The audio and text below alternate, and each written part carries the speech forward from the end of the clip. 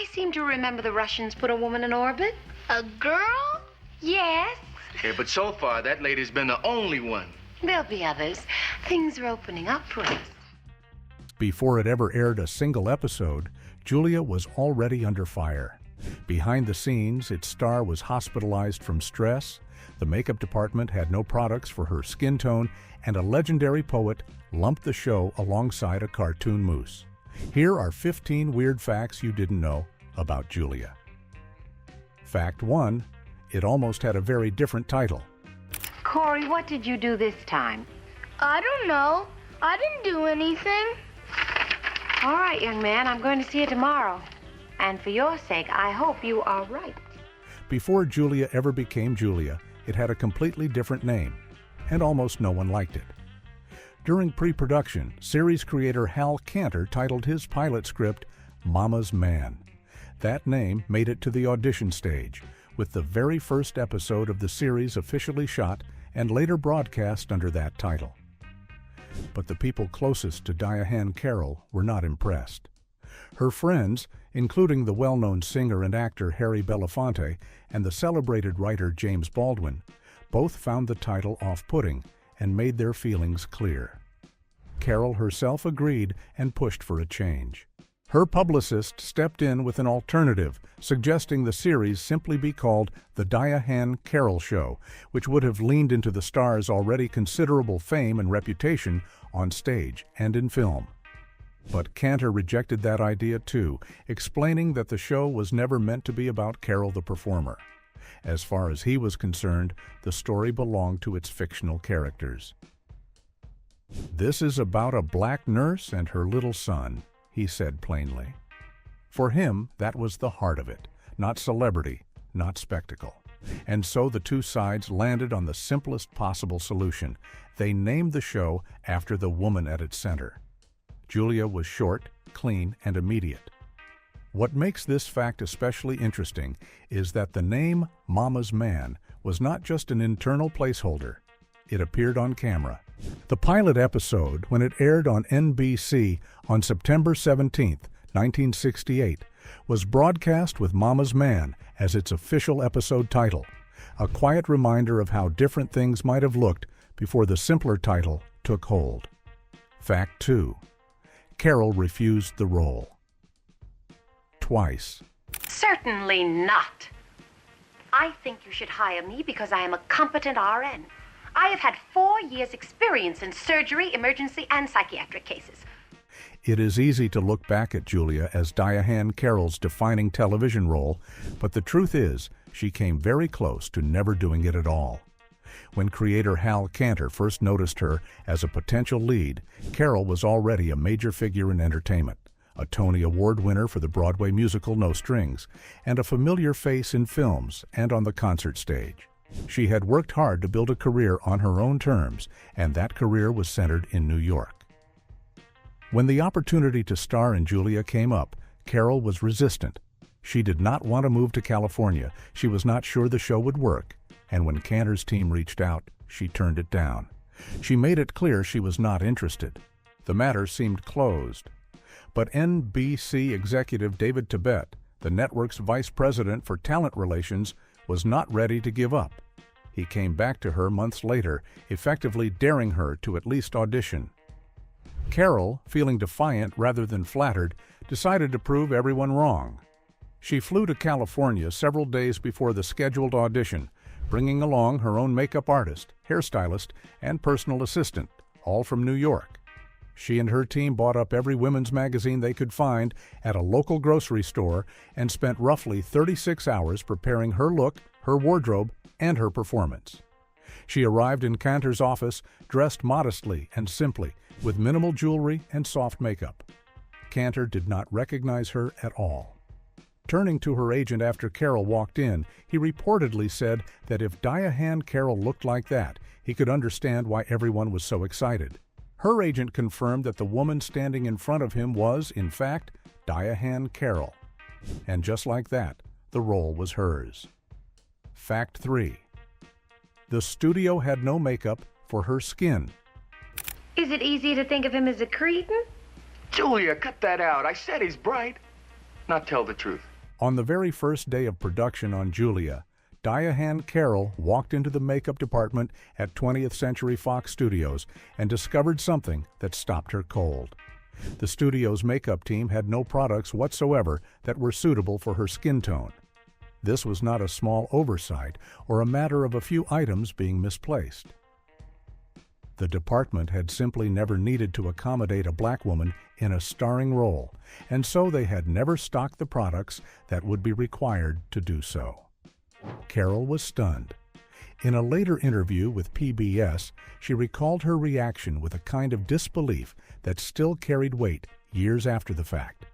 She remembered asking how a major Hollywood studio could possibly operate a makeup department and not have makeup available for every skin tone in the United States. It was a question that cut directly to the heart of what she was walking into, a system that had functioned for decades without ever really making room for someone like her. The incident was not a dramatic confrontation or a scandal that made headlines. It was quieter than that, which in some ways made it more revealing. It showed, in a very practical and immediate way, exactly how unprepared the television industry was for the groundbreaking show it was about to air. Carroll had brought her own makeup artist from New York precisely because she anticipated challenges. But even that level of preparation could not fully account for the institutional blind spots she would encounter. The makeup situation on day one became a small but telling symbol of what Carroll would spend the next 3 years navigating. A world that had not been built with her in mind, and that she was changing simply by showing up. Fact 4. Carroll walked off set in protest. Yes, definitely, Mr. Nybald. I would take you to a doctor to find out what is wrong with you. Julia was sold to the public as a light, feel-good comedy about a widowed nurse raising her son. But behind the scenes, Diane Carroll was fighting a quiet and ongoing battle over the soul of the show. One of the most direct confrontations came over a specific scene in the script, a moment in which Julia tells someone that her first experience of racism did not occur until her high school prom. For Carroll, who had grown up as a black woman in America, the idea was simply not credible. As she knew from her own life and from the experiences of virtually every black person around her, racism was not something encountered late in adolescence. It was something encountered from childhood, often from the very beginning of a person's life. Asking her to perform that line felt dishonest at a fundamental level. She made her objections known to the show's creators, but the scene remained in the script. And so, on the day the scene was scheduled to be taped, Carroll did something that required real courage on a production where she had very little institutional power. She left. She walked off the lot entirely and did not return for the shoot. According to reporting in Smithsonian Magazine, the protest worked. She ultimately won that particular battle, and the scene was changed. But the incident illustrated just how difficult her position was throughout the show's run. She was the star, the face of the series, and yet she was regularly in the position of having to fight against decisions made by a white male creative team that did not always share her understanding of the black experience they were supposed to be depicting. Fact 5. She wanted an afro and was denied. I'd go anyway. Motherhood. It's the curse of the working class. Go ahead. While Diane Carroll won some of her behind-the-scenes battles on Julia, there were others she simply could not win. And one of the most telling was the fight over her hair. By the late 1960s, the natural afro hairstyle had become a powerful and widely recognized symbol of black identity, cultural pride, and political consciousness. It was not just a fashion choice. For many black Americans during that period, wearing an afro was an act of self-affirmation, a deliberate break from the pressure to conform to European beauty standards that had shaped American culture for generations. Carroll understood this, and she wanted Julia Baker's appearance to reflect it. She pushed producers to allow her to wear an afro on the show, arguing that it would make her character feel more authentic and more genuinely connected to the black community that the show was supposedly representing. The producers said no. The decision came from a white male power structure that was, at its core, designing the show to be as broadly palatable as possible, which in practice meant designing it to be as non-threatening as possible to white audiences. Carol's hair, like many other aspects of the series, was shaped by that calculation. She was allowed to be black, but only in ways that the network and production team felt comfortable with. The irony is that Carol's polished, carefully styled appearance was itself a significant source of criticism from black viewers and activists who felt the show was too far removed from the realities of most black lives. She was fighting for a version of the character that felt real to her and losing even that small battle to the people above her. Fact 6. The pilot was filmed a full year early. One of these days you're going to keel over, and I won't have a clean shroud to wrap you in. One jelly bean in your coffee is sufficient, Doctor. Yarby. What? Most television shows move quickly from pilot to series. The auditions happen, the network makes a decision, filming begins, and the show either makes it to air or it does not. Julia did not follow that pattern. The first episode of the series was actually filmed all the way back in October of 1967, a full year before the show debuted on NBC on September 17, 1968. That first episode, titled Mama's Man, was shot at 20th Century Fox Studios with the full cast in place and the look of the show fully established. And then it sat. The network had the footage, Carol had done the work, and nothing happened with it for 12 months. NBC had bought the series, but the question of what to do with it, how to position it, how to market it, what time slot it belonged in, clearly took considerable time to work out. Part of that delay may have been genuine logistical planning, but part of it also likely reflected the uncertainty the network felt about putting such an unconventional show on the air. Julia was unlike anything NBC had attempted in years. It starred a black woman in a non-stereotypical leading role at a moment when American society was in genuine upheaval over questions of race and civil rights. The network had greenlit something bold, and then it took its time deciding what to do with that boldness. When the show finally did air in the fall of 1968, it became an immediate hit, finishing its first season ranked 7th in the Nielsen ratings. The year-long wait turned out to be time well spent. Fact 7, it was attacked before it even premiered. Champagne is so expensive. What do you mean expensive? 2 for $99 at Save-A-Lots, made in Cucamonga or someplace in Japan. It is remarkable enough when a television show generates controversy after it airs. Julia managed to generate major controversy before a single episode had ever been seen by the public. In April of 1968, 5 full months before the series debuted, television critic Robert Louis Cheon published a piece in the Saturday Review in which he attacked the show's premise entirely. Writing based on advance information about the series, Cheon described Julia's planned setting as a far cry from the actual conditions of black life in urban America. He was not alone in his criticism, and he was not finished after that first piece. He continued to write about the show in the months that followed, building a case against it before viewers had even had a chance to form their own opinions. The central complaint was consistent. The show depicted a middle-class black woman living in a comfortable apartment, working a professional job, and navigating a relatively pleasant world. And critics felt that image was dishonest given the poverty, discrimination, and daily hardship that defined the lives of so many black Americans at the time. When Julia finally premiered that September, it arrived carrying that controversy with it. Diane Carroll later described the weight of it, the feeling of having to justify not just a television show, but an entire worldview every time she spoke publicly. The attacks from some corners of the black community were particularly painful, with Carroll noting that some of the harshest criticism she faced came from people who felt she was letting them down simply by existing in a version of black life that did not center suffering. Fact 8. Gil Scott-Heron compared it to a cartoon moose. Your favorite TV show? Julia, I didn't know you don't look like Julia's kid. I know. You look a bit like Julia. Few pieces of cultural commentary from the late 1960s carry as much lasting weight as Gil Scott-Heron's spoken word poem, "The Revolution Will Not Be Televised."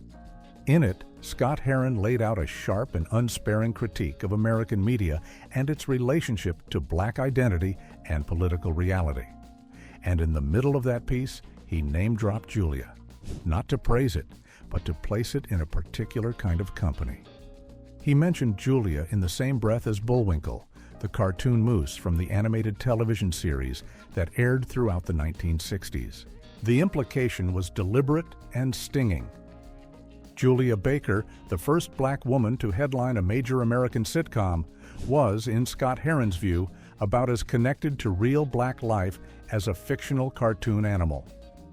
The comparison cut to the core of what the show's critics had been saying from the beginning: that Julia existed in a world so sanitized, so carefully stripped of authentic black cultural experience, and so designed to be palatable to white audiences that the character herself had become a kind of fiction.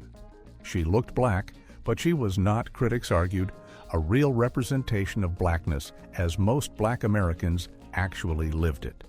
Scott-Heron's poem did not linger on Julia. It was one image among many. But the pairing with Bullwinkle was so pointed and so memorable that it became one of the most frequently cited pieces of cultural criticism aimed at the show, and it has followed the series ever since. Fact 9. The show nearly killed its star. According to her, they won't even look at a child if his IQ is under 140. Sounds like a good idea. Diane Carroll began Julia as one of the most accomplished performers of her generation, but by the time the show ended after 3 seasons, the experience had come close to breaking her entirely. The pressure she was under was unlike almost anything faced by a television star, before or since.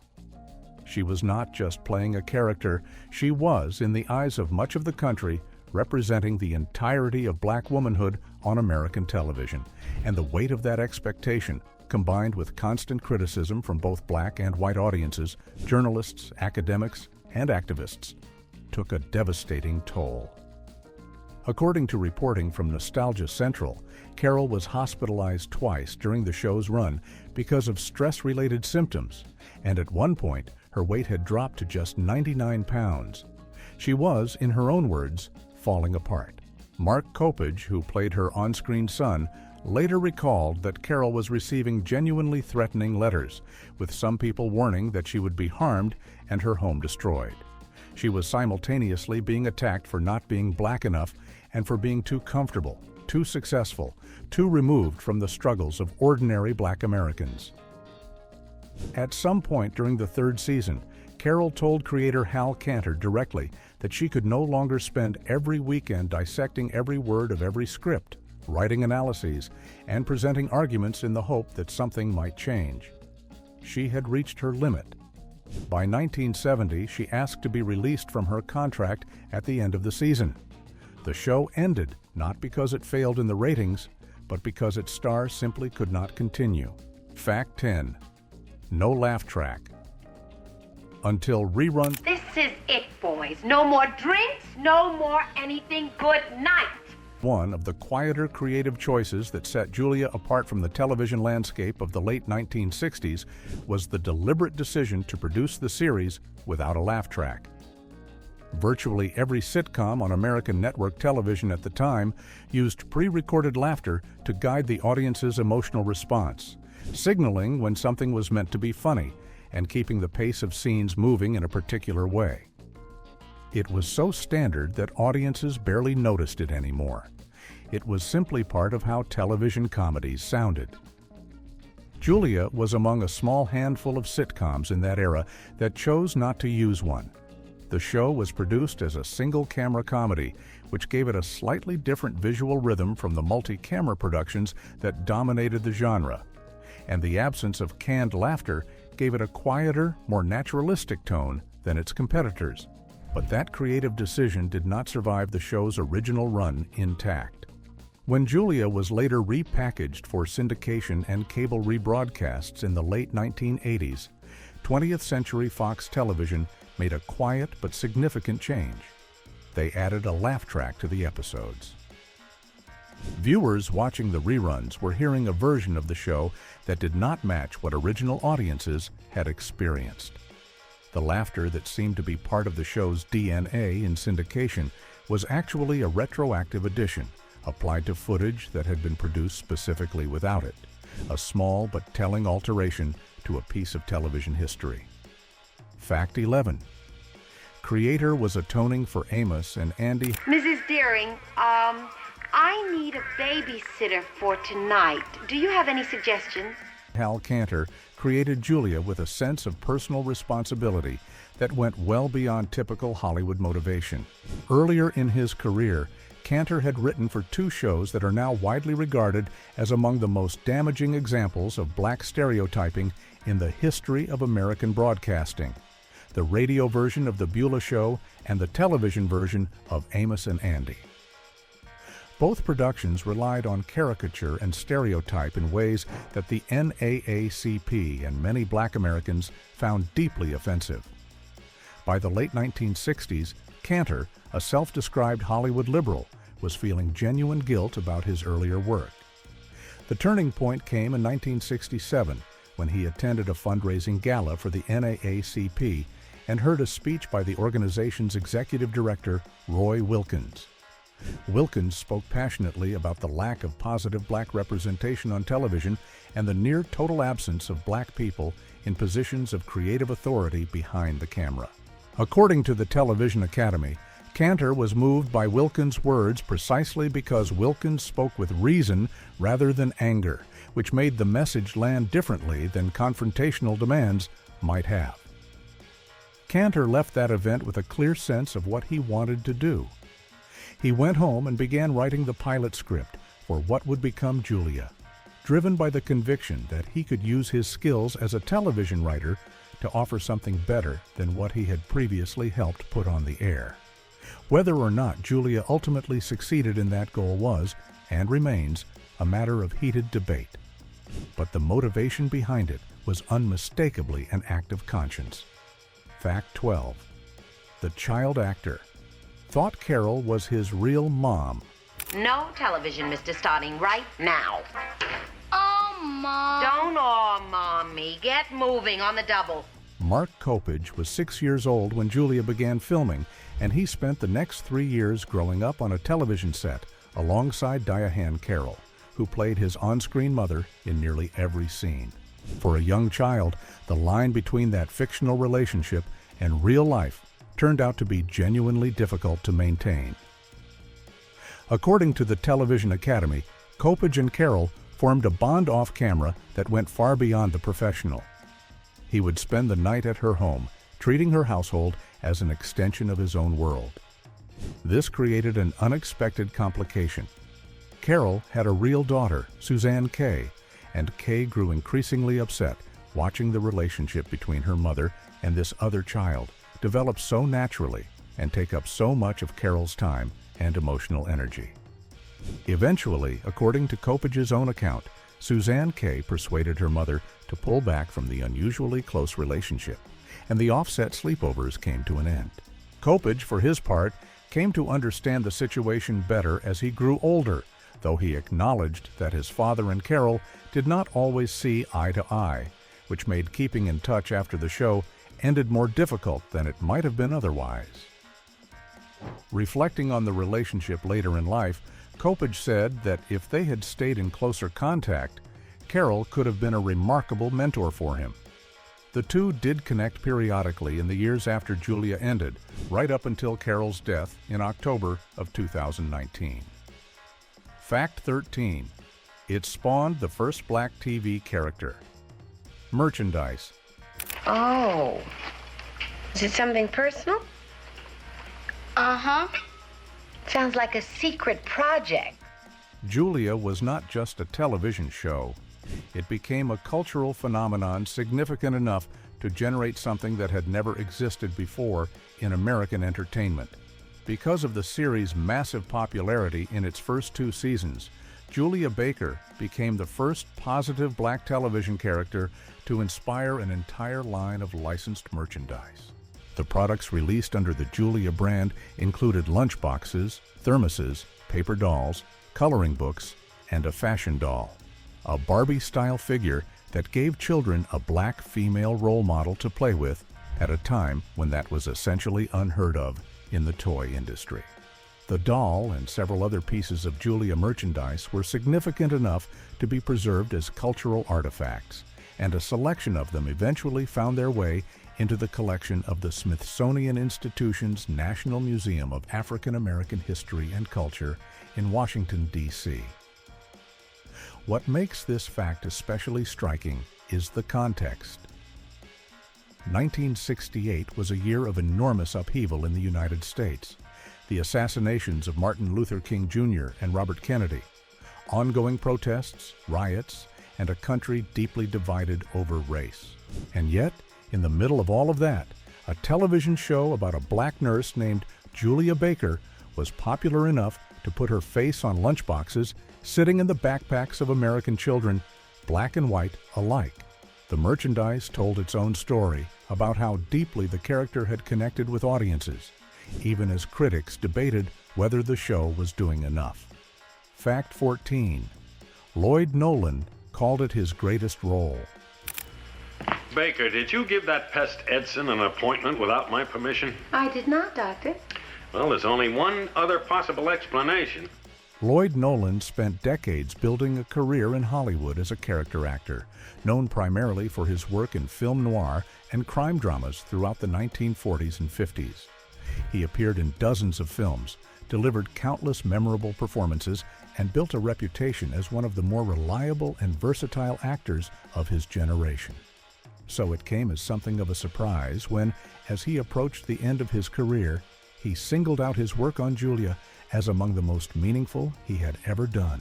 On the show, Nolan played Dr. Morton Chegley, described by the Television Academy as crusty-minded but soft-hearted, the supervising physician at the Aerospace Medical Office where Julia Baker works. Chegley was a recurring figure across all 3 seasons of the show, often serving as a kind of gruff anchor for the comedy, while also functioning as one of the few characters who treated Julia with consistent professional respect. According to IMDb, Nolan spoke in an interview near the end of his life about how proud he was of that role, an assessment that surprised some who might have expected a seasoned film actor to look back more fondly on his dramatic work.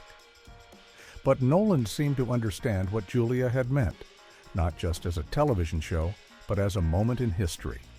He had been part of something genuinely new, and that carried its own weight regardless of genre or prestige. Fact 15. Fred Williamson's football fame preceded the show. I won't bother you long, Doc. I'm just here to make a pickup. That's funny. I thought you two knew each other. Oh, that's what I thought. When Fred Williamson joined the cast of Julia in its 3rd season as Steve Bruce, Julia Baker's recurring love interest, he brought with him a backstory that had nothing to do with acting. Williamson had spent the previous 8 years as a professional football player, primarily in the American Football League. He had been a defensive back for the Oakland Raiders, where he earned a spot in the AFL All-Star team 3 consecutive times in 1961, 62, and 63. He then played 3 seasons with the Kansas City Chiefs, becoming known during that period for an aggressive style that earned him the nickname The Hammer, a reference to the karate-style forearm blows he delivered to opposing receivers. He had retired from football in 1968, the same year Julia premiered.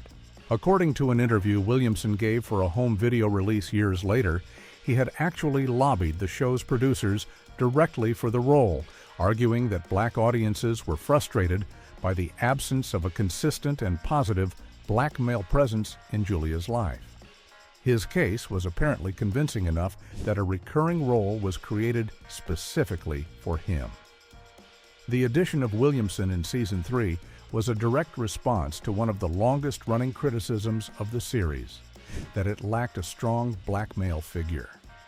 His athletic celebrity helped make the casting feel like an event, and for a show that had spent 2 seasons under fire for what it was missing, his arrival represented at least a partial answer to its critics.